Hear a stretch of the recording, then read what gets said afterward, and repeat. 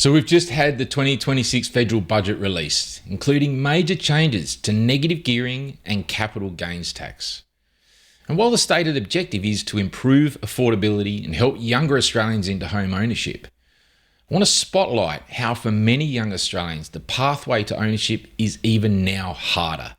And I can actually use my own personal experience as an example here. So in my 20s and early 30s, I lived in Sydney. I was Adelaide born and bred, but moved to Sydney for work. I had a good job and was saving for a deposit. I wanted to buy a home, but I certainly couldn't afford to buy in Sydney.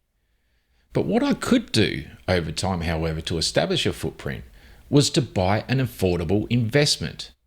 And as an investment, you're not geographically limited. So I wasn't limited to the Sydney market. I could buy in an area that was affordable, establish a footprint, build equity over time, and ultimately create future opportunities for home ownership. And for many young people today, this is still a sound strategy and pathway into ownership. So why wouldn't a first-time property owner, whether that property be investment or not, be exempt from these changes? The reality is for young people trying to establish a home, not only are they managing increased rents and cost of living pressures, now, as a direct result of these changes, a genuine pathway to home ownership is also more expensive.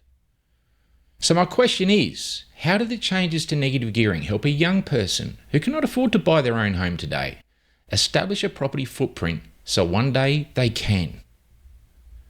To me, the discussion should be less about what type of property and more about supporting first-time buyers into the market.